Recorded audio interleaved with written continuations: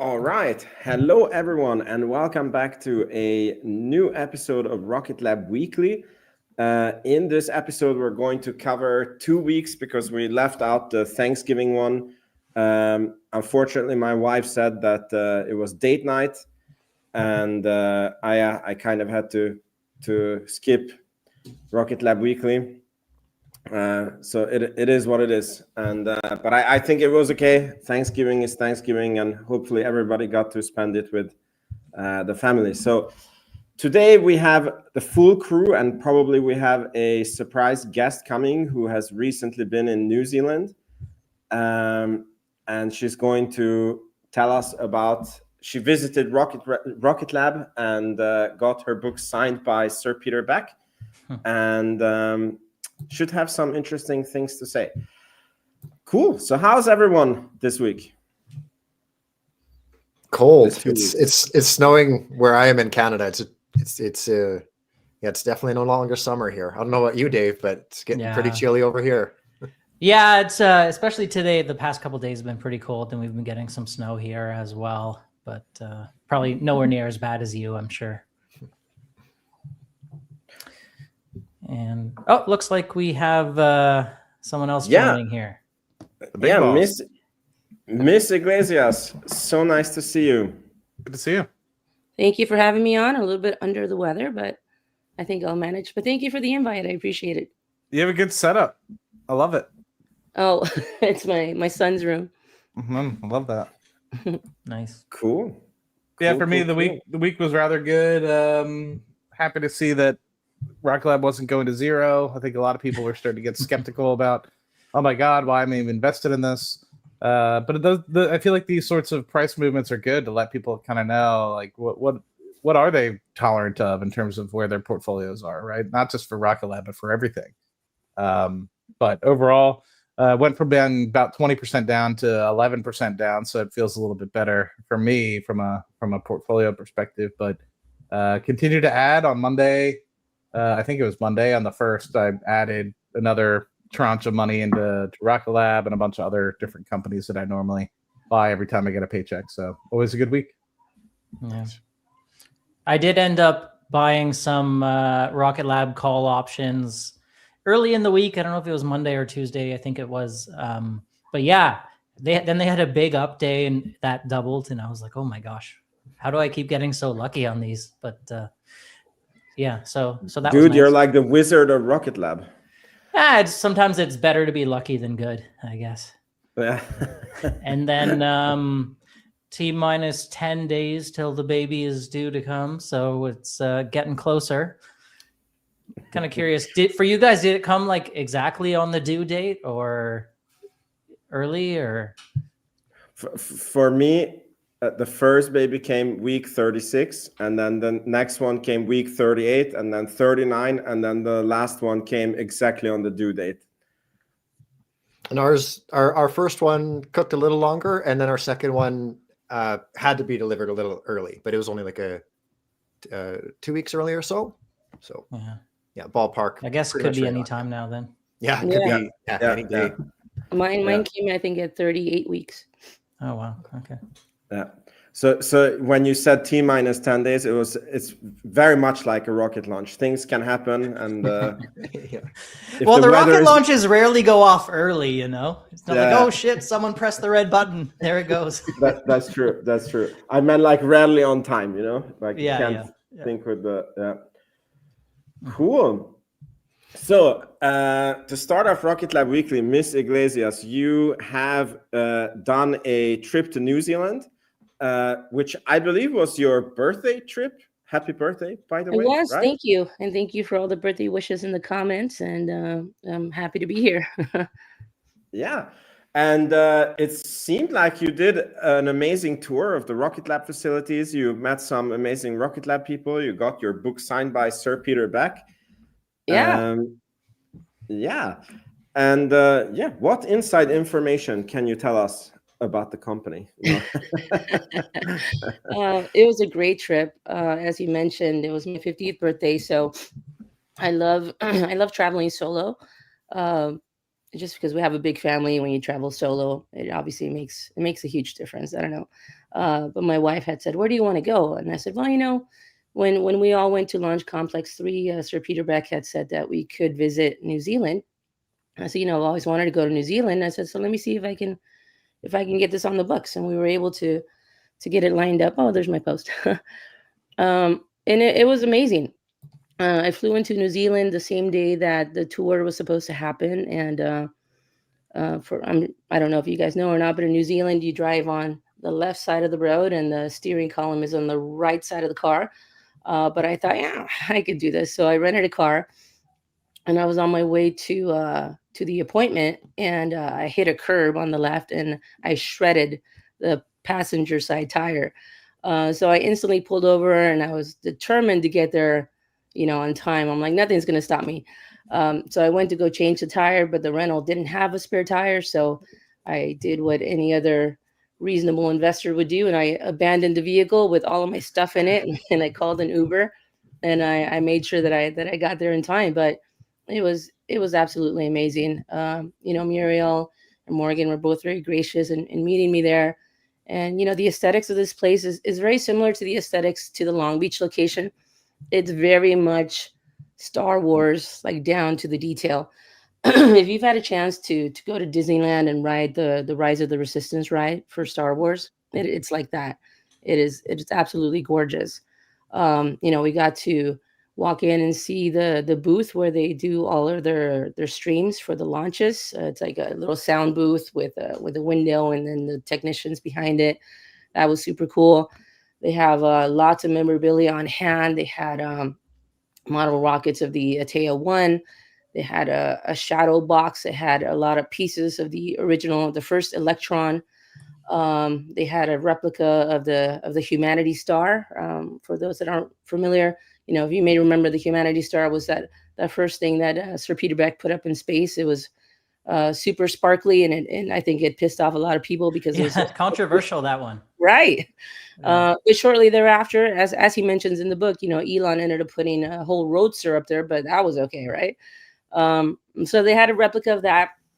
They had the original blender there, the one where he blended his baseball cap for that, you know, now famous video. Love it. You know, they had all kinds of stuff, and I was determined to show up there and be like, you know, a distinguished investor and have my questions lined up. But I was like a kid in a candy store. It was absolutely amazing, and just to see how busy the place was, I was not expecting that.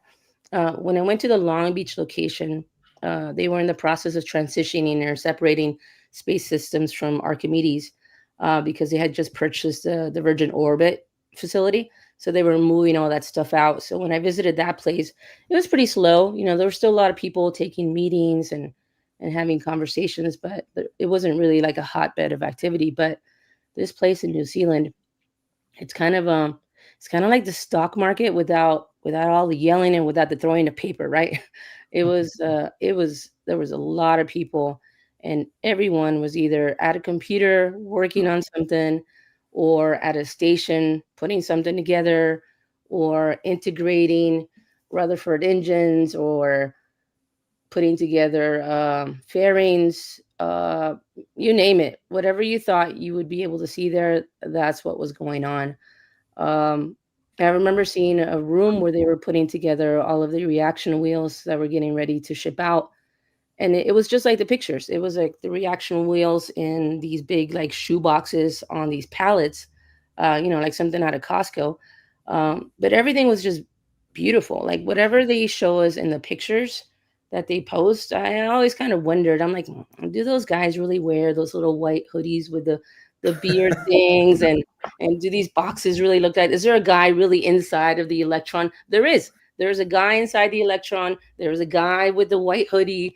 There's the pallet full of reaction wheels. It really does exist. It's there, and it's everything the way that they do show it to you. And you know, it's. I think Peter said this a couple times, where you know what you see is what you get, and that's absolutely true. Just a quick question. So when you saw the Star Trackers the reaction wheels, and you saw them about to be shipped, what was on the label? I saw this question on the There was no label, but I thought I would be slick and say, "Oh, are they getting ready to be shipped for Kuiper?" And the person said, "I cannot disclose that."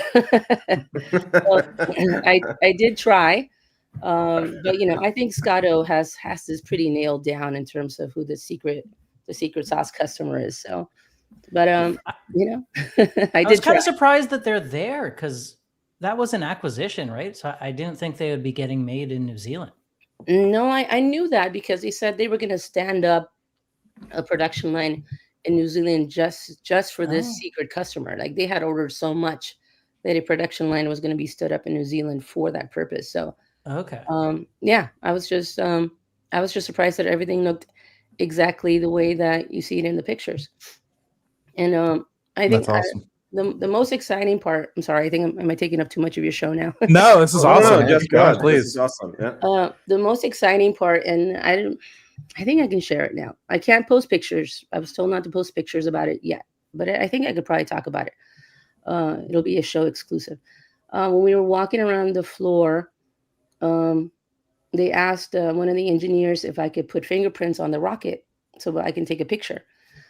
He said, yeah, come on in. So I went over there to touch electron or one of the electrons. And the engineer brought over a Sharpie and he said, "Do you want to sign it?" I'm like, "What do you mean? Do you want to sign it?" It's like, "Do you want to go inside this first stage and write your name in it?" I'm like, "Yes." So that was like absolutely incredible. Wow. Yeah, I haven't posted about it because I was asked not to post pictures about it because I guess the launch hasn't happened for that particular electron. But I think I can talk about it. I hope so. I'm sorry. Probably. Your name's going to space. Do you That's, know which one is it? I Do you don't know if know. I was going to Oh, reach okay. out and ask to see if they could tell me, but Yeah, I was actually going to ask that. Like, you're getting me emotional. This is so cool. I feel like I'm meeting Sir Peter Beck again. But it's like, are each of the electrons, are they just like kind of mass producing, or is each of them kind of specific for a set mission? I guess because like I know the fairing piece changes, but I'm curious if like each electron itself, is it just kind of like the standard basis of design, and it's really just the fairing that changes, or like when you go through, is it like, okay, this is number 78, this is number 79, this is 80? Like I'm kind of curious if like they go to that kind of level of detail, or is it kind of like we're just producing as much as we can, as quality as we can. yeah, I'm not sure. The factory was full. It was full of them. Excuse me.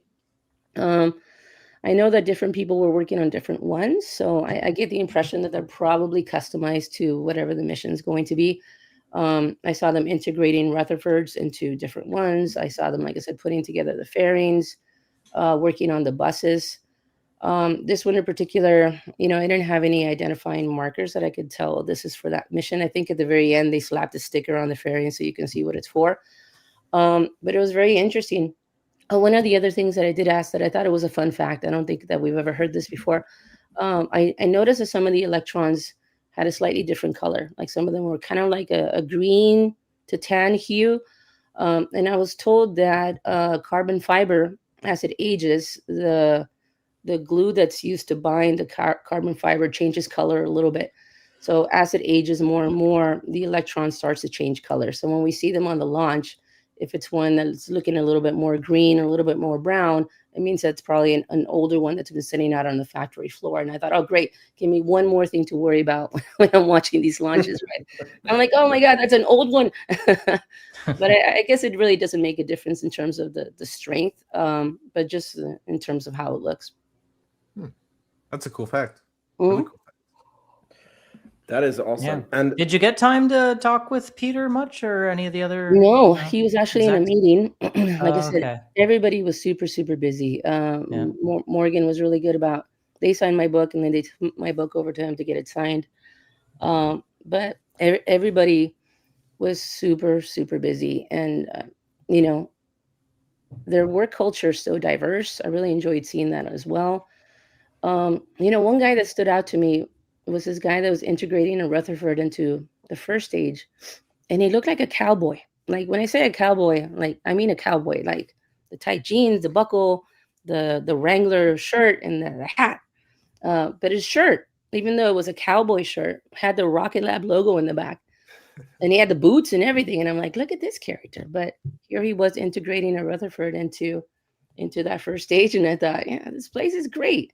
They had workstations where the engineers were putting things together, and they had the system where it had like these lights on top of poles, and there was like a red light, a green light, a yellow light. And it was explained to me that whenever they're working on something, if everything's going as planned, it's a green light. If they need help from someone else, they change the light and they escalate it to whatever color it's supposed to be. If they need like, a more senior engineer to come over there and lend some help or provide some input as to on what they're working on. But everything was the way they show it to you on the videos and on the pictures. I'm trying to think of what else I saw aside from getting my book signed. Obviously, I did mention to them that I asked about the Warkworth location where we see Marie J post all those pictures all the time for the neutron fairings. At the time, I was told that was a prototype. I understand that perhaps there might be some security concerns, and I don't know how much they're allowed to divulge, but that is what I was told. They So said it's not the first or second neutron. It's just their testing. that's not what I was told. They said everything neutron related is being manufactured here in the States, whether it's being integrated over at Wallops or over that big facility at what is that, Middleton River, whatever it's called. And Archimedes, obviously here in Long Beach, California. But they said everything neutron is being made in the States. What's over there are prototypes. But interestingly enough, we saw Marie J post, and a few more people from the Facebook group recently post that it was being shipped, right? That it's moving. So I'm assuming it's moving in this direction, but for what purpose, I'm not sure. But that is what I was told. I know another one of the questions that has come up a couple times in posts is how many launches are we going to get this year? And again, I was told that we're aiming for 20. I know, I think we're now December 6th. I think that seems realistic at this point. I know we hope for more, but that is what Scotto, just are you okay? Take deep breaths. I don't know, guys. I have a question. Really cool. Did you happen to see the Electron that has the red ring around it, that recovery one? No, I know it's kind of off the table now, but is that still kicking around? Yeah, no, not at all. I did ask. I said, "Do you have any of the ones with the red recovery ring on it?" And I was told, "No, we're not working on any of those right now. The entire focus is on getting Neutron to the pad and getting that product and that service up and going, and then maybe we will revisit that. But nothing in terms of Electron reusability right now." That's fair. It's kind of interesting. Yeah. Sorry, go ahead, Vince. Are there any, because when you say that the whole team is focusing on Neutron, so do they have like New Zealand engineers flying into the US and like that are missing from that production site? Or how do they mean if all the Neutron production is solely in the US? I'm not sure. Okay. I'm not sure. The factory floor was all Electron. And like I said, I know for a fact that everything Archimedes is being done here in Long Beach. The testing obviously being done over at Stennis. But in terms of the carbon fiber lane and all that other stuff, I was told that was all here in the States. So maybe it's all the avionics, all the software, all the, I don't know. All right. Somebody is asking, did you see a flatellite? I did not see a flatellite. I saw a bus, the foundation for Photon.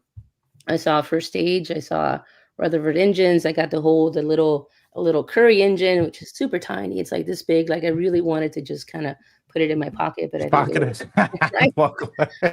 for my desk. But I think they would have noticed. But no, I did not see any flatelites, unfortunately. So cool. I was gonna ask what was it? I'm surprised. Like you talked about there was no red rings, so no reusable electrons. It's like I would be surprised that I understand where they're coming from, like not focusing and hyper focusing on it from from an electron perspective, but even just being able to get the data from, hey, we know that this was launched before. we launch it again, like even if it's an R&D sort of launch, like I'm surprised that they still haven't gone ahead and done more so of that, just to kind of understand, because one of the things that I was talking about with Sean DeMillo, or I think it was actually more Dave's question, was like about the reusability of Neutron, and he kind of went off on like, well, things that you think are going to be reused actually end up coming back better, and things that you didn't think about actually end up being worse. And so even from an R&D perspective, I'm like kind of surprised that we didn't at least get that data for Electron, because I feel like that's still going to be valid for Neutron, you know? So it's almost like a data point that you could use for that, but I don't know. Yeah, and what I keep hearing is that they did recover a lot of data from those electrons that they recovered from the ocean anyways, and have put that to good use on the development of Neutron.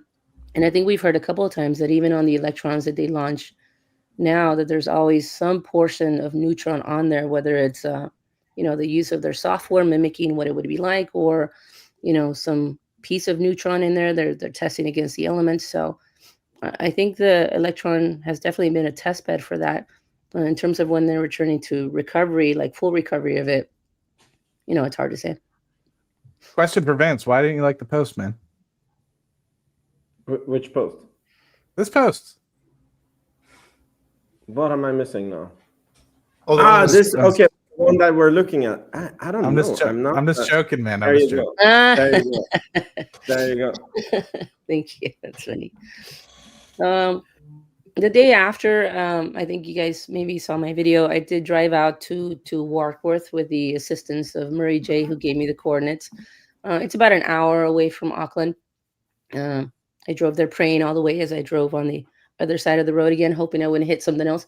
But I made it, and I was able to see the fairing. I was able to see that piece. I think it's the second stage that was attached to the fairing. In the parking lot, they had lots of different pieces. They had a whole structure. I remember I got on the phone with Francisco just to kind of get his take at what I was looking at, because I know he's very deeply involved in all of the different moving pieces. And we were talking about how the stock price was at I think it was in the slumps that day, after coming off a 40% haircut over the last 30 days. It was pretty bad. So I said, maybe we should post something. Maybe I should post like a little video so people can see that it's actually happening. It's here. Like, people are working on it, and there's lots of moving pieces here, but it's actually happening. So you can actually see the facility. If you go behind, there's like a parking lot. I think it's like a mechanics shop or something in the back, but it's wide open. And you used to be able to see all of the stuff that was happening in there anyways. So that's why I thought it's pretty safe to post it. From looking at Murray J's post, I can see that they've set up some tents now to probably cover up all the stuff that was going on. Maybe they didn't want us looking at them anymore. Yeah, right. And they're like, maybe you're looking at it maybe too much. Yeah. Cool. And did you by any chance visit Mahia also, or no? So just Mahia, quote unquote? Yeah, Mahia is like I think it was like a 13-hour drive from Auckland. 13 hours. Isn't New Zealand like really tiny? It's not. It's pretty big. It actually reminded me of Hawaii a lot, but much larger. I had a very short timeline. My kids have a lot of competitions on the weekend, so I cut it really short. I was only in New Zealand for like 2.5-3 days, but I had thought maybe I can drive all the way to Mahia, knowing that I probably wouldn't be able to see anything. I even thought about driving down to Sir Peter Beck's hometown, which is on the southern portion of it. Again, really far away. I think I would have had to take, a flight into a neighboring town and then driven into it. But it was going to be really challenging. So that was impossible. But one of the things that I will mention about New Zealand, I've heard Sir Peter Beck talk about this a lot. It's like the number one thing he said in all his videos is when he was a young kid, him and his father were looking into the sky, and his father said, there could be somebody else looking down at you, right? We've all heard that story. But what I never realized that New Zealand has some of the darkest skies in the world. So when you're looking into the sky, you're really looking into space. When I heard that story, I live here in LA, and we have all sorts of light pollution. Oh So yeah. to hear somebody say, "Oh, I looked up and it was so inspiring." I look up all the time, and I'm like, I don't know. I can see like a couple of things, but not anything major. But in New Zealand, you can see a lot. I didn't get a chance to visit the Southern Island. From what I understand, it's like one of the dark sky sanctuary places in the world, or whatever it's called. But that's on my bucket list now. Is going down there and actually spending some time just looking at the sky and what you can see with your naked eye. So I can see how Sir Peter Beck was so inspired by that New Zealand sky. That makes sense to me now. That's insane. That's a really good story, because I think, I remember taking a trip just a couple, like hour west of Houston, and some of the people had never seen a sky that dark, because they've always lived in Houston, and Yeah. it wasn't even that dark. And I've been in Utah, where it's like you're literally in the middle of nowhere, and you're like, it's life-changingly how different of a sky you get to see. So that's a really good story. Appreciate you sharing that. It is, yeah, no, of course it is. And everyone in New Zealand was so nice. I completely understand now, like the culture and his humble approach to things, I think. But everybody was super nice, and everything was super green. And everywhere you looked, there was like animals just kind of roaming around doing their own thing. I swear to God, we drove by this one patch of pasture, and in this patch, maybe about 40 yards big, I saw wild turkeys, I saw deer, I saw cattle, I saw sheep, and a peacock, all within that same 40 yards. Just wildlife, just roaming around, soaking up the green pasture that is everywhere. So it is just absolutely stunning. Very, very beautiful place. Awesome. Well, thank you so much for sharing this story with us. I mean, it's amazing to know that all the pictures are not AI generated fantasies, and there is actually something behind it. Cool. Yeah, well, thank you for having me. I really appreciate it. It's always Appreciate great you. listening to you guys and all of the information you guys continue to gather. And I haven't had a chance to really dive deep into research, so it's always helpful to see your videos, Dave, and all of your videos. I think everybody's very engaged in making sure that the company's moving in the right direction. But I'll close with this: is I think I've mentioned this before. I've been in since VACQ. And as an investor, I like to make sure that, what I am seeing on the screens is actually what's happening. I've visited different sites and I've talked to different people. And I can tell you that with Rocket Lab, and again, it's not financial advice, obviously, but I have no concerns that they are a good steward of my money. So I'm going to continue to remain an investor and see what's next. Next year's supposed to be very exciting. So I'm looking forward to it. Thanks for sharing. Awesome. Yeah, of course. Thank you so much. All right. Well, thanks for having me on. Yeah. Feel free to stay. You don't have to run. We're not running you off. Oh, okay. I was gonna like. Cool. Very good. All right. Then I think let's go through the news of the last 2 weeks, and we can maybe start with the launches. So I believe this is launch number 19 that is about to happen on the 9th of December, which is for the Japanese Space Agency, JAXA. Scotto told me that he also wanted to say something about the launch manifest. We know now that there's probably 2 more launches, but Scotto doesn't agree with that, I think. Well, I'll just walk you through a couple updates, because there have been several since the last time we talked. So I asked to share the screen there. All right. So first update is from Eastern Shore Spaceflight. Long story short, there is a window opening on December 18th with backups running through the 23rd. Now, we originally had the DiskSat mission launching out of Virginia December 5th, I think was the date. So this is probably what we're looking at. And I'll let him share the exciting news, but without saying too much, we do know that this is not a haste. So I'll kind of leave it there. So that's probably, one more from US soil launching this year. I do have something to say about that. Okay. While I was there, there was mention about one launch coming out of Wallops that would not be a haste launch, because I was talking about the possibility of attending one of the launches, and I said, I'm probably going to have to wait till Neutron launches because all that we do on our side of the world is the HASTE launches. There was actually talk about allowing me to sit in mission control for the launch that occurred while I was there.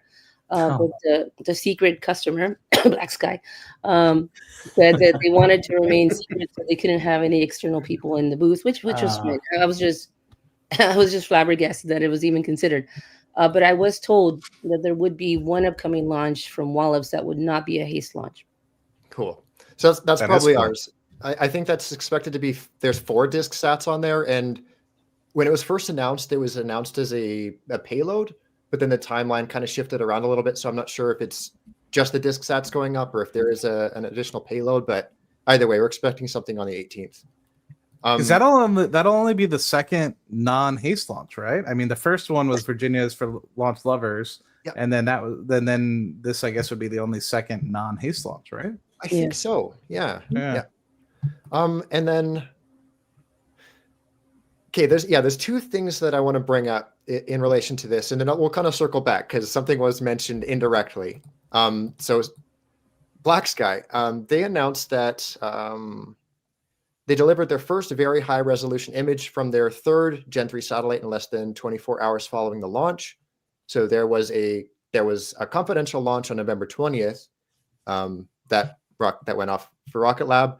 And then Black Sky mentions that this image was collected at 10:08 a.m. on November 22nd. So that timeline kind of, you know. I love how they're like, it has to be confidential, and they literally release it. It's like, I was like, and there's one more part to it too that is just a little bit like what are we doing? But past that, there is a mention. Lucas CH, he reached out during one of the manifest update posts that I made, and he mentioned that during Synspective's most recent earnings, that their 8th Strix satellite is delayed till Q1 of 2026.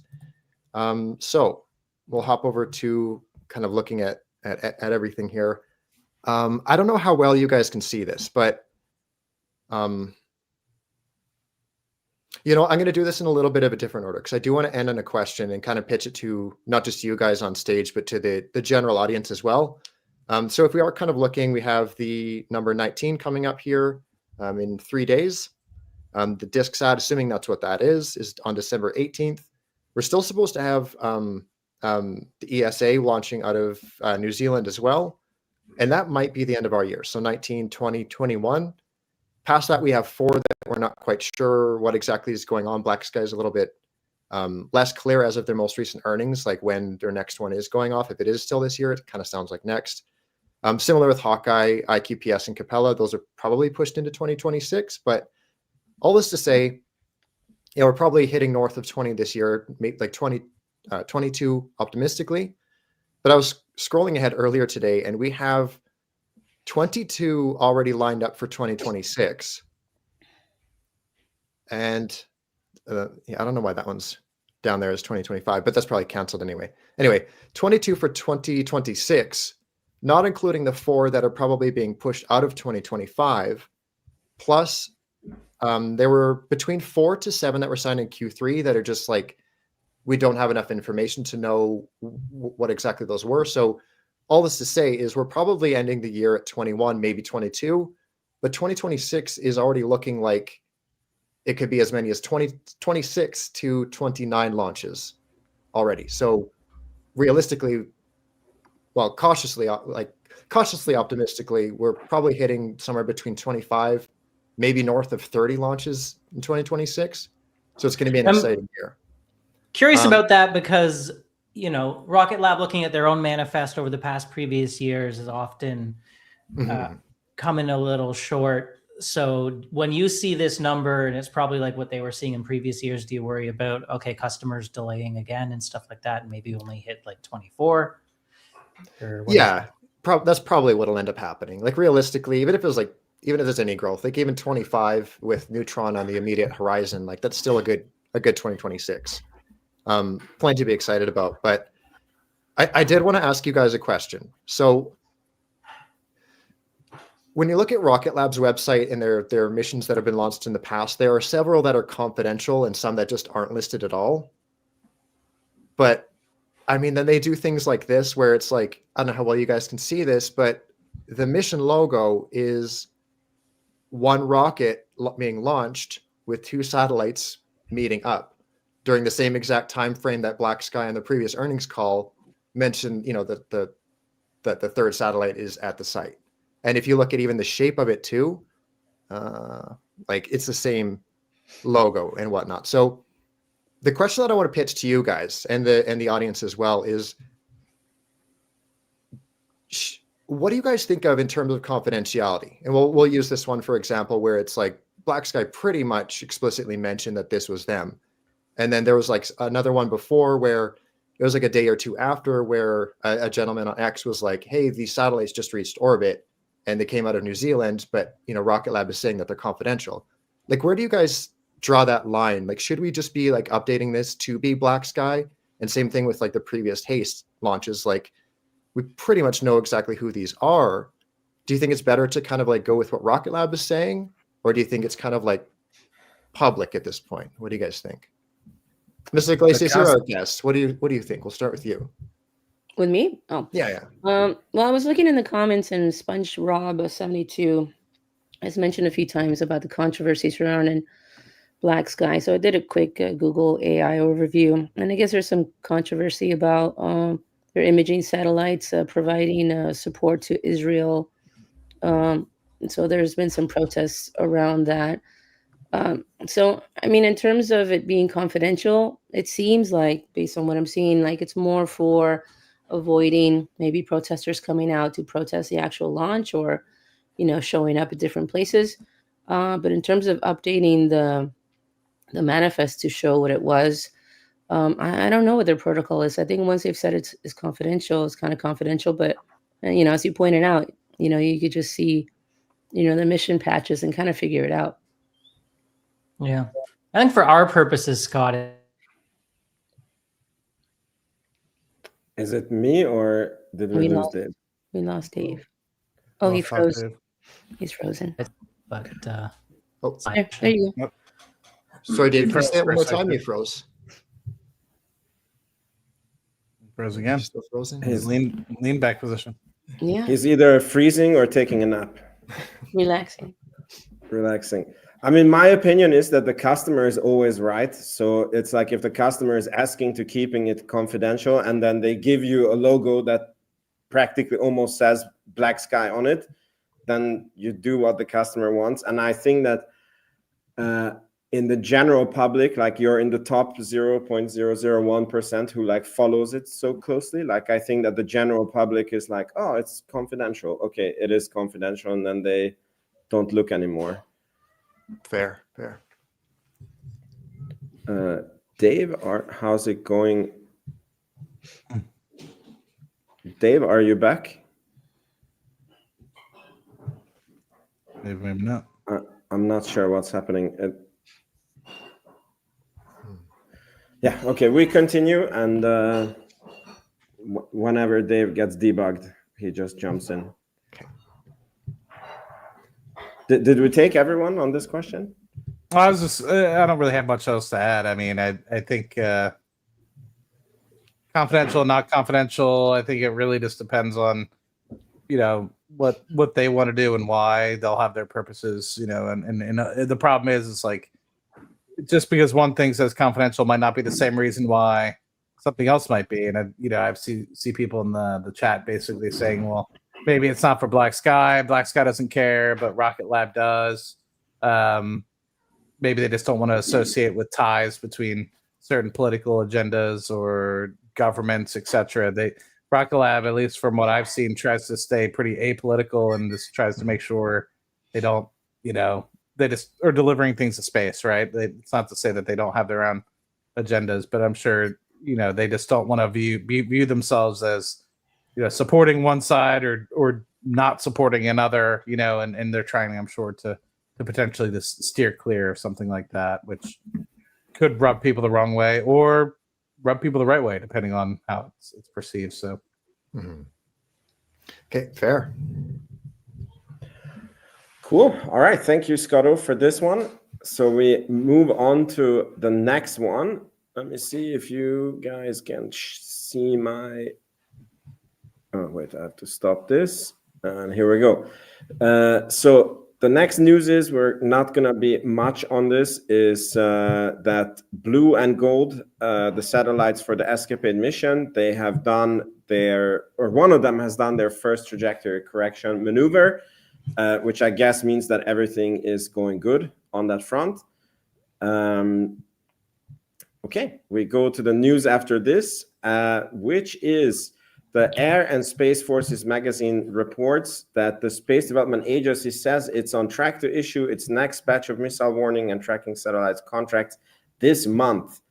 That is December. So after the money has been used to pay the military's pay during the government shutdown, the money has been fully allocated back, and the agency is going back to doling out the contracts. So I guess that is good news for Rocket Lab.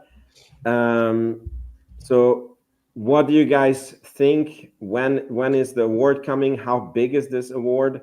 And what happens to the stock if we get it? And what happens if we don't get it? I mean, they're going to be huge awards. I was just talking to Jacob Keaton before this, and he brought up an article, or maybe this is actually from the Rocket Lab wiki, but he mentioned that the Tranche 2 tracking layer was $2.5 billion total that was awarded to L3Harris, Lockheed Martin, Sierra Space. Those contracts were $920 million, $890 million, and $740 million, respectively. And that we're basically expecting Tranche 3 to be kind of on par with that. So, I mean, anywhere from $700 million to $1 billion is what he figures for the size of these. And each of those was for 18 satellites. I'm not sure the number of satellites for tracking 3, but I think it's a slight bit larger, if I'm not mistaken. But it's just one question, because when we spoke about this before, wasn't it that it's 900 or 700 to 900 million for 48 satellites? That is, or what was it? That was expected to be like divided into 3 companies, and then Rocket Lab's share is about like 200 to 250 million. I couldn't tell you. I'm not No. too certain on those numbers, but I'm pretty sure it was 18 satellites each for 3 providers. And if you went back to Tranche 2 for tracking layer, one of the 3 providers received like around 700 million. So my assumption would be for Tranche 3, you're looking at least that. Per company, not like per total. company. Yeah. So the total is Wow, like that's 2 point something billion, I believe, for tracking layer. I totally misunderstood that. I somehow thought that it was 750 million, like divided between 3 companies. No, Maybe yeah, I that should have was bought some. one.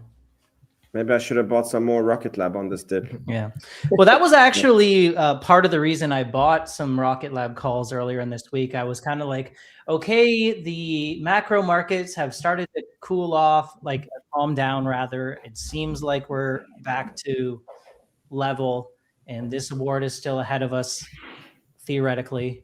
So it seemed like a decent time to dip my toe back in, and paid off so far. Yeah. I consolidated hard. All of since we hit all-time highs, I had started to explore other companies that I can maybe start dabbling in. And on this dip, I consolidated everything again. I am 99% Rocket Lab. That's awesome. That's awesome. It's cool to hear. Yeah. Yeah, I think along with this as well, like I know that the SCA piece is important for Tranche 3, but we still need to figure out who's launching the Tranche 2 transport layer as well. And not even just the transport layer, but like all of Tranche 2, I feel like is still up in the air. A good bit of it. And I probably need to do a little bit more research, but it seems like each of the 18 satellites can likely be launched for one. So, I mean, maybe it's not as big of a, like if you're just doing one launch, but for all of the transport layer, you need at least 3 launches. And so if you start talking in the other parts of the contract for Tranche 2 as well, it could be billions of dollars worth of launch contracts going out specifically to get them to orbit as well. So curious to see when those get announced, because I haven't really seen much on that. I can say that those are a part of the NSSL program. So when you remember Neutron getting onboarded to that, And people wonder, well, what is actually in that program? It's a lot of these big, expensive government satellites, including the SDA ones. So when the task order gets released, Neutron could potentially go for it, although it will be going up against Falcon 9 and other rockets as well. All right, cool. So now we go to the next topic, and that is some insider sales. And again, Scotto flagged that he had something prepped on this one. So I'll steal the screen again if you don't mind, because there was a whole bunch really, and I think there's some important context to outline here. So essentially, it's broken into like 4 blocks. The first one was Director John Olson. This was just a straight up sale. The second block, there was 4 forums in total. So we have Arjun Kampani, Frank Klein, Adam Spice, and Peter Beck. Now, these were all sell to cover, so basically selling shares to pay taxes. With the exception of Peter's, he also had an RSU involved in there as well, the 132,000 shares. You can see it from bullet point number 1. The next block, there were 2. So Arjun Kampani and Frank Klein again. These were automatic sales. So it's something that was adopted by the reporting person. It was like a plan that was outlined December 2024. Obviously, Frank Klein is newer than that, but it's like a automatic plan. And then finally, we had just a regular sale from Marlene St. Hill, director, for I think it was 4% of her total shares. So putting this all together, bring that in a little closer. It's just a little chart here, or a little table. So this is block 1, block 2, block 3, and block 4. And this is the respective share change or share count change. And of these shares, the actual selling was 32% of the total value of the shares being sold, if that makes sense. So a lot of people will just see the Form 4s and just see like just the sell tag attached to the executive's name and just think that everything is over. But in reality, 62% of these were to cover taxes, and 6.5% were just automatic sales. So the remaining 32% being like actual selling, and that was by 2 of the directors. So sure, like selling never looks great, but when you kind of layer in that additional context, it's just kind of unexpected, especially around Christmas time. So some much needed context there. Hopefully that sheds some light. Cool. I think that lens is always appropriate, because I think so many people immediately jump to conclusions like incentives are selling, and it's like, well, especially if they happen on like the 15th of the month, like in pretty routine fashion. It seems like it's like, oh well, magically they sold 3 months ago, and 3 months before that, and 3 months before that. It's like, come on, Yeah, and actually, there's a chart here, and you can see it's perfectly. It's like heading in the exact direction. You know what I mean? So it's when you kind of zoom out and look at it this way, you're like, oh yeah, this isn't a clear like drop off. It's not very choppy. It's just, par for the course. So cool. Thank you. Okay. So the next bit of news, which actually happened last week, and I really wanted to speak about it then, and that is a Ars Technica article it was an interview with Sir Peter Beck, but it's done as not a recording, but as a newspaper article. And here... you want to swap back there. Oh, sorry. Thank you. Thank you for the catch. Here we go. Here's the article. So this is the line that really caught my attention. So Eric Berger says, okay, Pete, it's November 18. How confident should you be in a Neutron launch next year? Is it a 50-50? And Sir Peter Beck, hopefully better than 50-50. That would be a definite fail. We're taking time to get it right. I always caveat everything, Eric, that it's a rocket program, and we got some big tests in front of us. But to date, if you look at the program, it's been super smooth. Like, we haven't exploded tanks, we haven't exploded engines, we haven't had any major failure, especially when we're pushing some new boundaries and some new technology. So I think it's going really, really smoothly. As long as it continues to go smoothly, then I think we're in good shape. Now, what really stuck in my eye in this is that I would have expected that Sir Peter Beck answers like, for sure, 110% we're launching in 2026. there's no way that it goes into 2027. And he didn't answer that way. And I see in Twitter that a lot of people, when they listen to the Q3 earnings call, they understood that Rocket Lab is planning to launch Neutron in Q1. But it's not what actually they said in the earnings call. And I want to set the record straight that Rocket Lab, what they committed to is we're going to start seeing Neutron on the pad. And technically, if you see the Hungry Hippo fairing or any part of the rocket at Wallops, where I'm sure it's going to show up in this community, you can tick that box off. So they absolutely did not commit to a launch in Q1. But yeah, what like, is it just me who sees the same thing, or do you guys also think that this is, I don't want to say it's like a red flag, but I kind of feel like Neutron will come when it comes, and I'm patient, but I was just a bit surprised on this answer. Yeah, if you don't mind me hopping in here, when I first read it, I thought it was pretty jarring as well, but I was talking to a few people and like Kiwis and stuff like that, and then I guess they kind of said, well, hopefully better than 50-50. It's a little bit more confident maybe than you think. It's just like kind of being humble and nice about it and stuff. So I think this is just kind of how he talks, and it's his style.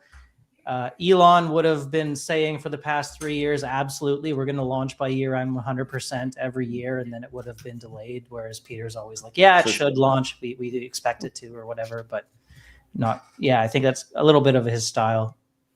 Yeah, I'll jump in, give my thoughts on that. First and foremost, thanks to Hot Dog for the 5 gifted subs. That's much appreciated, brother. You don't ever have to do that, but I do appreciate it.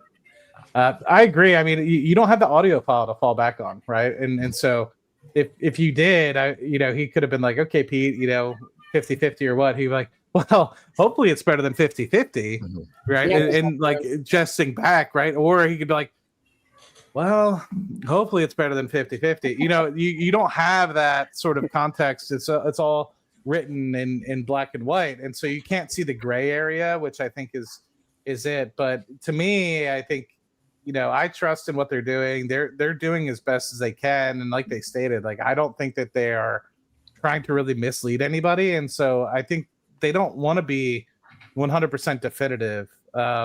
So I get it. It's still a rocket program at the end of the day. Like everyone was kind of saying the same thing for this month, right? When we thought that they was going to potentially be on the pad and potentially be launching this month. So I'm just cautiously optimistic that they're going as fast as they can. And to be fair, it's still magnitudes cheaper than any other rocket that has been in comparison put on a pad. And they're doing a phenomenal job, I think, so far with all the testing that they have done. And you have to think that it's not just Rocket Lab. There's regulatory. There's a lot of other things as well that they need to kind of cross. And who knows what kind of hoops they're being thrown through from that perspective as well.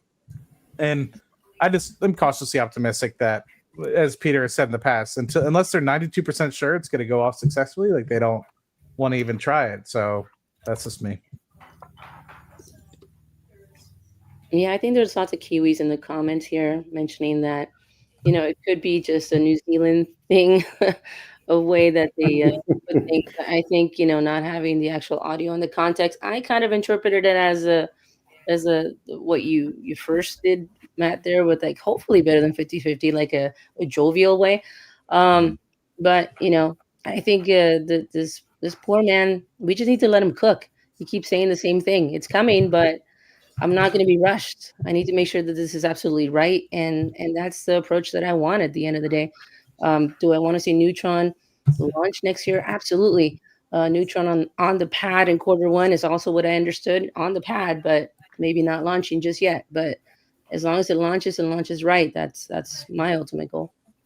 Yep. Well put. So just theoretically, like, if Neutron would launch in 2027 and not in 2026, like, does that change anything in your thesis, or like, because I just want to say there was an interview with Motley Fool this week, I think, or last week, where Sir Peter Beck made it very clear that he wants to make sure that the culture of Rocket Lab stays intact, because there has only been 2 space companies that have ever achieved cadence with rocket, and that's SpaceX and Rocket Lab. And the only thing that he can think that caused it, because it wasn't the financing, it wasn't, you know, which country the people come from, it was actually the culture within Rocket Lab and the magic of Rocket Lab. And he says that part of that is, as we said it before, that if they're not 92% sure that it's going to succeed, they're not going to launch it. Like there's no point. So my personal viewpoint is that I want him to keep the magic of Rocket Lab and let him cook. And if he feels it takes until 2027, I'm completely fine with it. But I just want to read like the pulse in the room, like for you guys, if it would come up during the year that the launch does go into 2027, like how much does it affect you guys? It'd be a downer. I'm not gonna lie. It'd be a downer. I would say, sorry, go ahead, Scott. Well, I was just gonna say, like, obviously it wouldn't be great, but I think a lot hinges on the next, few weeks, really. Like if it was like we had this new SDA contract under our belt and then we got a delay, it'd just kind of be like, okay, whatever. But I think if there's no large contract in the next 3 to 6 months and a Neutron push out, I think that'll be kind of not like ruinous to the thesis, but definitely not great. Yeah. Mm-hmm. I don't know. I always look at this very long-term focused, and so I've always just thought about Neutron as being a step in the right direction, but not the end goal of the company. And to me, the thing that I'm most concerned about now is Neutron to me is inevitable. And so I just like, when it gets there, it gets there. So it is what it is, in my opinion. I'm more so concerned about truly trying to understand from a market cap perspective in terms of my investment going forward, where does Neutron get us to in terms of unlocking the future revenue potential for the company, not from the launches perspective, but from the constellation ability that is unlocked by Neutron. And so to me, it's like that is the only thing that's holding me between truly understanding what the next value lever for Rocket Lab is, because Neutron alone would maybe get us to a 30 to 40, $50 billion market cap, and then you're kind of done. To me, the constellation and understanding what value that can unlock and knowing more about the constellation, Flatellite, etc., is really where I think you could get into, hey, is this $100 billion plus company? In understanding that piece. So to me, I think that's more where I'm at. And I think for anybody that's sitting here wondering, like, it's a personal question, not what does Matt think? It's, does it matter to you if Neutron launches in 26? To me, I'm already in thinking 2030 plus, like what is and when is Flatellite and what is the potential associated with that? And Neutron just is a stepping stone to get us to that place. And so it's really up to the eye of the beholder as to how and when Neutron being launched really matters to you. Yeah, I think I would have to agree with that. I think when we first started to talk Neutron, I saw the majority of the value in the space systems. And, as some of you have mentioned already, seeing some of those contract announcements come on relatively soon here, hopefully, would definitely, soften the blow of any further delays with Neutron. But yeah, the bigger question is what does open up when Neutron finally comes online. We've heard them talk about the constellation for some time, about not knowing yet what that is. I saw Dave's video recently on data centers, and that kind of seems to be like the buzzword lately, right? But that is something that we're waiting to be unlocked once Neutron launches. So, it's going to take as long as it takes. I did see a very fitting Lord of the Rings quote here in the chat. A wizard is never late, nor is he early. He arrives precisely when he means to. And I think that's exactly right for Neutron, where it's going to show up when it's going to show up. But I have no doubt that every effort's being made to get it to the launch pad and get to launch, within this year.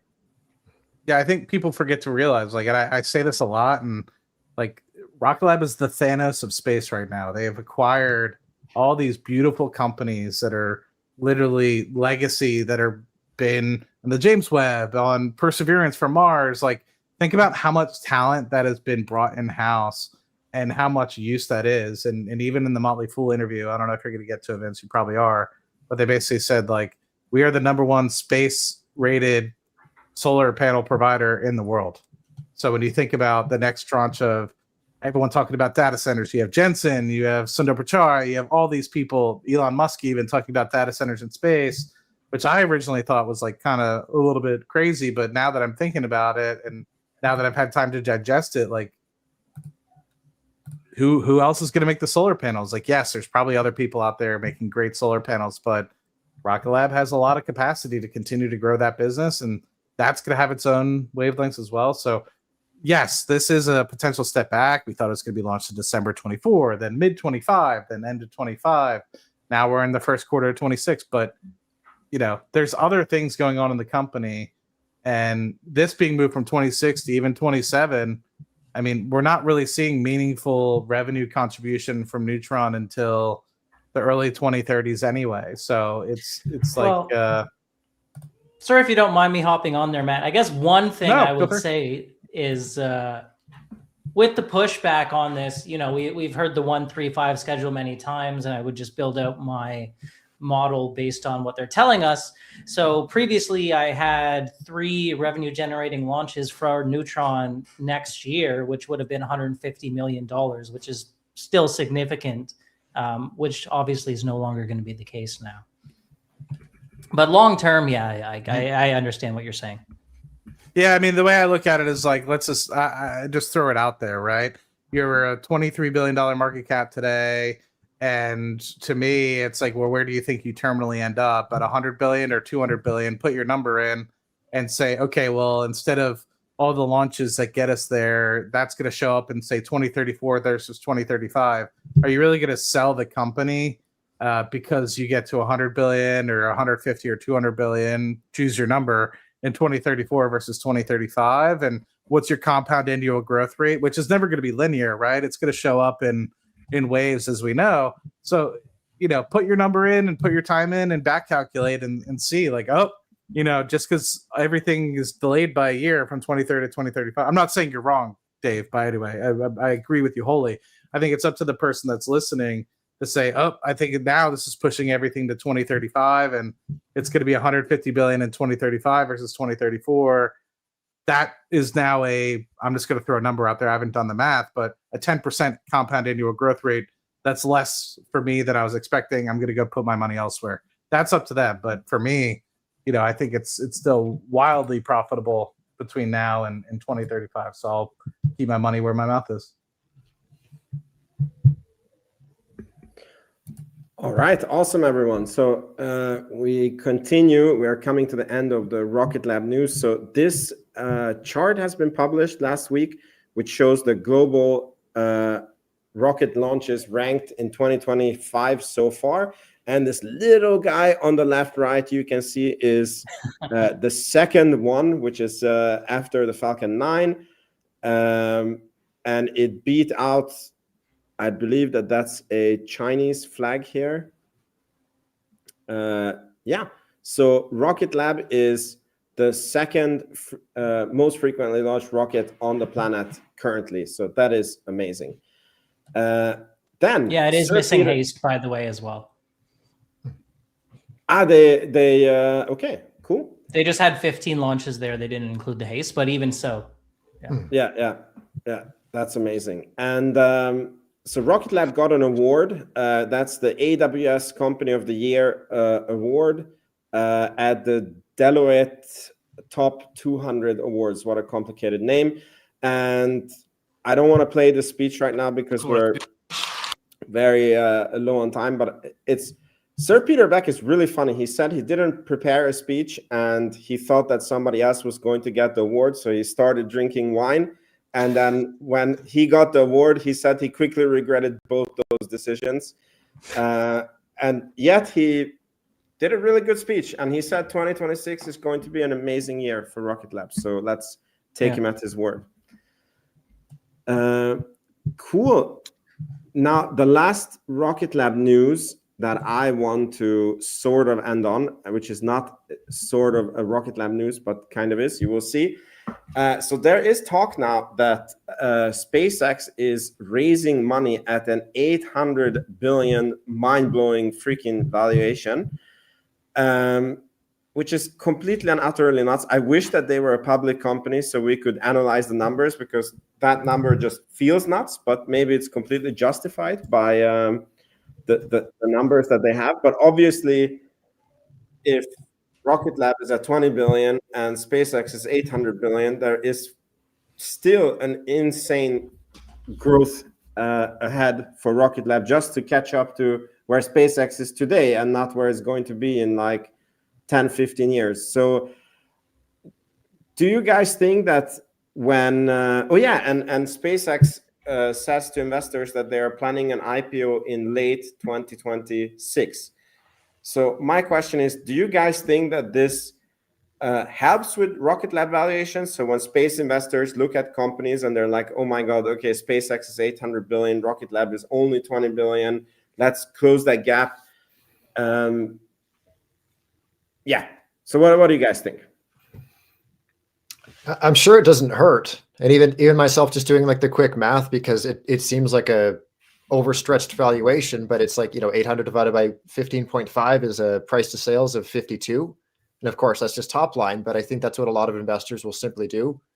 Just look at Rocket Lab and just say, oh, Rocket Lab's price to sales of, I think they're like 40, 45. So they'll deem that as undervalued. I'm sure it's not going to hurt Rocket Lab's valuation, to say the least. What do you guys think? Yeah, I think Jacob hit it, and I think it was Jacob. Yeah, hit it right on the head. It's not necessarily like they're going to Google or trying to raise another 10 billion or anything like that. It's an internal stock sale that happens semi-annually, and based off of the conversation, I don't know if it was CNBC or Fox Business, but spokesperson for the company or someone that's closer to the matter than I am said basically it's more closer to 600 billion, I think, is where they're kind of starting to sell internal shares. So it's for, say, employees or anything like that would potentially want to use it to monetize some of their equity to be able to pay for things, or internal investors that want to potentially sell out a little bit. So it's not like they're raising money. And I think the big thing was surprising that in the past they had talked about just Starlink going public, but SpaceX kind of still remaining as a large shareholder of Starlink, and now the whole company looks like that they are potentially good at IPO, which I thought was pretty interesting. But this goes back to talking about what I think the bigger picture is with Rocket Lab is like, they're not just a Falcon 9 company, right? They're a Starlink company, and the majority of the value of the company comes from Starlink. And so I hope that people recognize and are listening to what Peter Beck says. We really like what SpaceX has done with their business model. We want to replicate into something like that. Now, I'm not saying that Rocket Lab is going to be replicating a $600 billion to $800 billion market cap or anything like that in the near term. But what I am showing or thinking is that they really like the constellation model, and they think that there's a lot of value in generating anywhere between $1 million to potentially $5 million per satellite per annum in space and revenue. And that's something comparable to what's happening with SpaceX. And I think that's going to lead to potentially over $100 billion in market cap. And that's where the real value of the company lies. I was wondering if I could share my screen, Vince. I just wanted to show a couple things. I know this episode's already running late, so I don't know how much time we have, but yeah, I don't know. I'm all afternoon personally. Yeah. So well, it's pretty late here, but I think we can try to go maybe 20 minutes more. yeah. Okay. Well, we'll see how it goes. I just wanted to point out a couple things. There's a lot of chatter in the comments and people raising things that seem interesting and pertinent. So some people seem to think that Elon debunked the 800 billion valuation. I think what his post is debunking here is the fact that they're raising money at this valuation, not the valuation itself. So they're not raising money. They're allowing employees to sell in a liquidity event, but I do believe the 800 billion is an accurate number. And yeah, it'll be really interesting to see if they do in fact IPO, because a lot of people think that's the end of the Mars goal, that public shareholders won't kind of stand for a, funneling of money into the Mars colony. So that was interesting. You mind if I share a couple other things quick? Sure, go ahead. Okay. Number one, I just wanted to share these pictures because I used it in my thumbnail. And Neutron is on the move. So the top section at least has been seen. I think Miss Iglesias was saying that this is a prototype one. I don't know. I guess it's possible a prototype flies, but I don't know where else. Like, I guess they could be shipping to some other testing facility. I don't know where else it would go. No, sorry, I'm just trying to find it in the chat, Dave. There was a gentleman from New Zealand. He mentioned, I wish I could find it, but it's going to a port north where there's no other Rocket Lab facilities there. And the idea or the assumption there is that it's going to that port because it's going to head out to the US as its next stop. Yeah. I'm trying to find it. I still can't find it. Sorry. That makes the most sense to me, given that it's on the move like that. So that was interesting. I mean, I don't think it's going to be the. Sorry, I'll let you finish. Sorry. No, go ahead. Go ahead. Well, I was going to say, going back to the prototype piece, I mean, I think that this was just used so they can continue to do testing 24 hours a day. And so what they're able to test in, say, the Maryland facility or on the East Coast or even in Long Beach, they're able to then replicate and do, because, you have a global operations, you have the opportunity to potentially spend, let's say, I don't know, 25 million to make a prototype and be able to test 24 hours a day. You're going to be able to keep working 24 hours a day, which has a lot of efficiencies. And you already have very competent engineers and technicians over in New Zealand. Why not use them? I did find the name. I'm going to butcher it, but Wangaray. Mm-hmm. Not sure about the pronunciation there, but somebody's asking if it's going to Northport or Wangaray, and it's the latter. Yeah. Yeah. Well, it could be headed to Wallops. Francisco is saying that they're moving it because there's too many people from our community spying on it. Spying on them. They don't want us to see what they're doing. Okay. And then just to move this on, I did want to share a quick clip. I don't know if the audio is going to work, but if you guys are okay with this, is from the confirmation hearing for Jared Isaacman. Cool. Yeah. It's not working. No audio. You have to unshare it and reshare it, and then it probably will work. Don't ask me why. Okay. Let's just do this. Do you have to check also share system audio? I feel like that's new. Yeah, Not try system, maybe just the tab audio. Yeah, try one more time. Here. We'll try. No. Okay, third time's the charm. If this doesn't work, I'll give up. What I have learned on StreamYard is you have to think that it's not working, and then it will work. If you say it's probably going to work, it's not going to work. Well, it's definitely not going to work this time. Exactly. Like your friend There we go. Musk, I would say, some of the commercial actors, they depend on after solar activity has repeatedly disrupted their constellations as well. Now, NASA, Earth Science Assets also ensure GPS integrity, track environmental changes, everything you just described. U.S. military readiness, critically important. National security, the importance of the science directorate. Sorry, we're a few So let seconds me ask you behind. directly, yes or no? Will you execute the funds appropriated by Congress for NASA's critical science mission passed over the summer? There are pieces of it, particularly in NASA's section, that hold promise, and I appreciate the inclusion of them. For example, the NASA section funds a Mars telecommunications orbiter, specifically one that was proposed independently when NASA solicited its commercial industry for Mars sample return mission architects from space. I see you nodding. You're very familiar with this, I imagine. Reasonably familiar, Senator.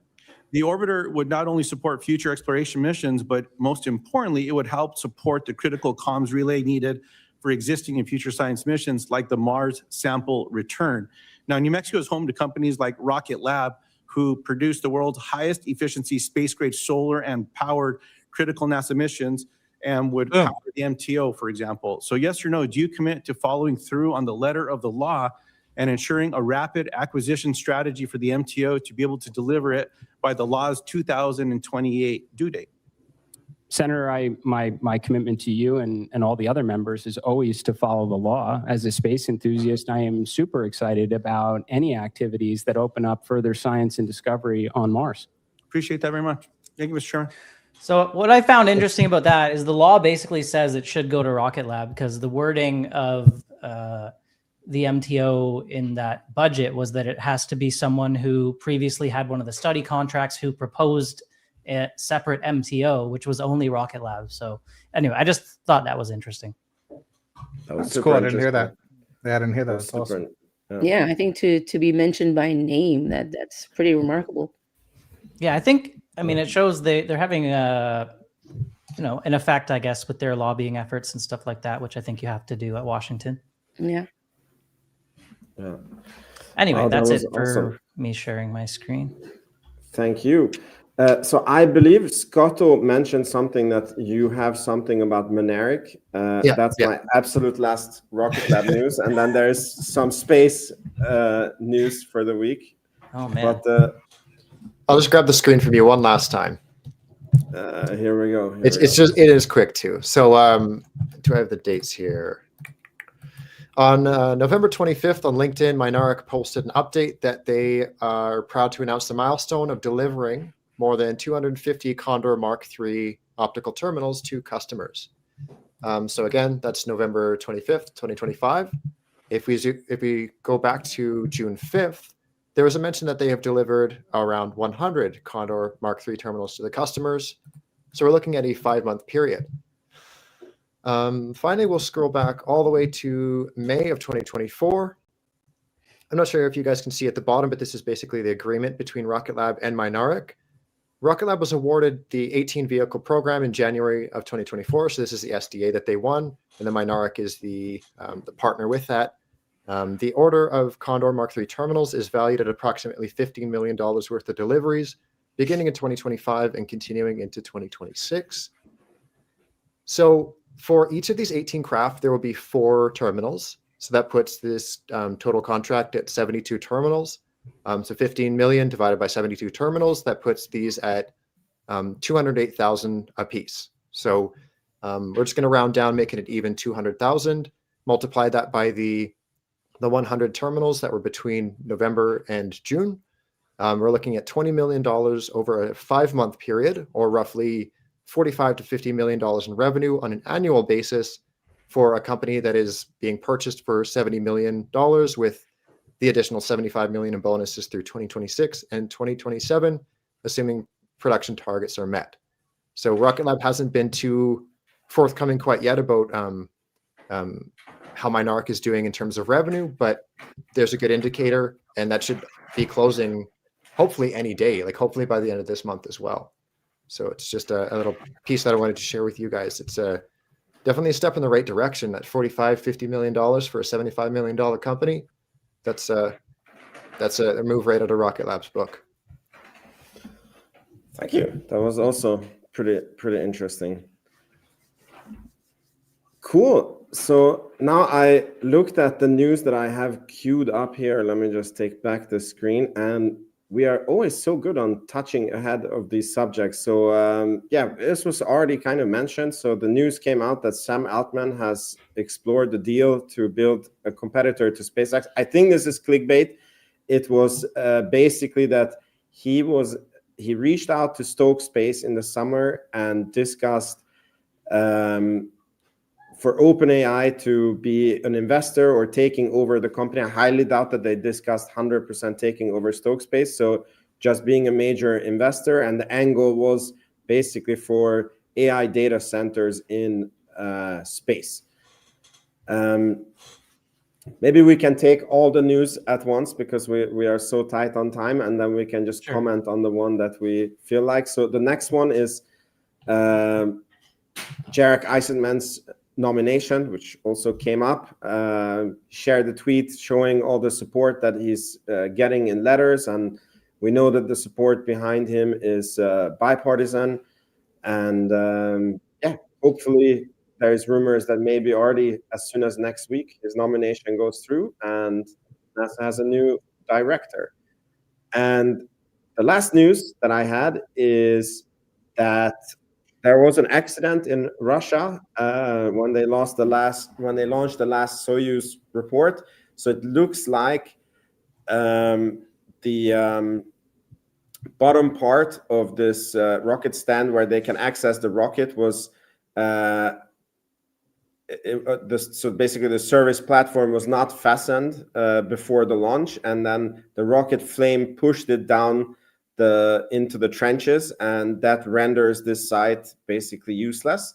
And this was the only site that Russia currently has that is servicing the International Space Station, and that means that basically it's only SpaceX right now that can service the space station. For the crew, they have the Dragon spacecraft.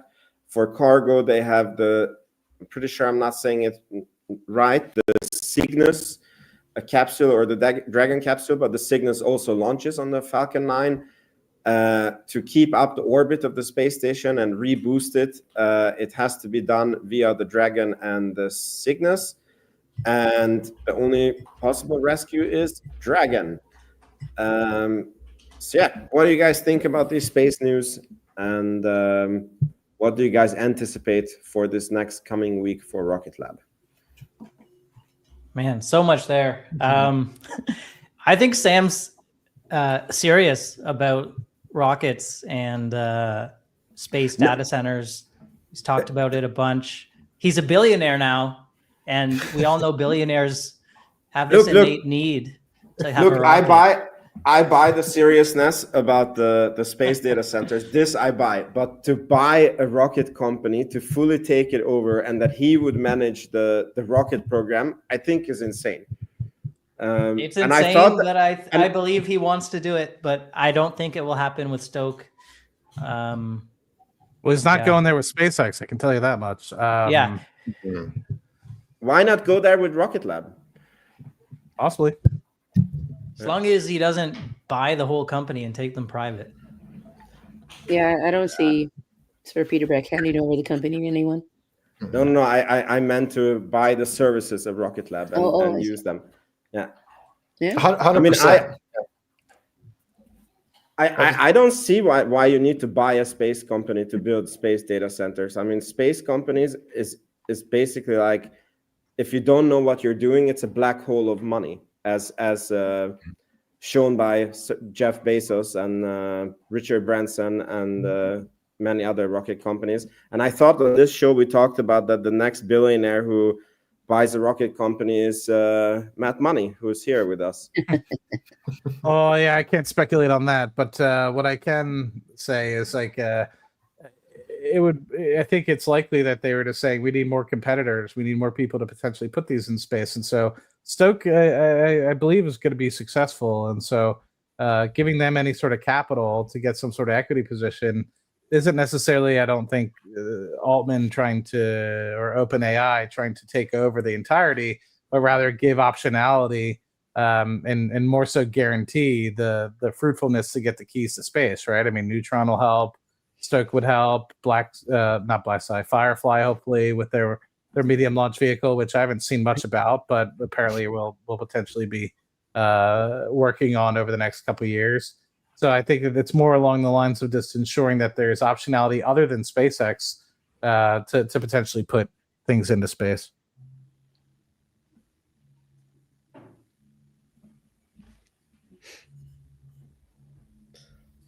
Okay, cool. I think if nobody else has anything to say, this was a pretty long episode. I think it was one of the best episodes ever. Thank you, Miss Iglesias, for coming on, and we had anyways a full house. Yeah, thank you for having me on. I feel like I took up too much time or a lot of your time. It was awesome. Worth it for sure. And I'll be remiss to say I did get some messages ahead of the weekly asking about talking about Isaacman's Project Athena release that was kind of circling around. And that I think for people that aren't really familiar with Project Athena, I'm fairly certain it's about being able to get small launches to space. And I know a couple months back we had talked about, is there a potential Electron variant with respect to getting up to something closer to 500 kg? And that falls in line a lot with what Project Athena is looking at. And so I anticipate that more to come on that space. I think Rocket Lab was one of 7 folks to get that sort of contract, or at least some funding grants to potentially look at it.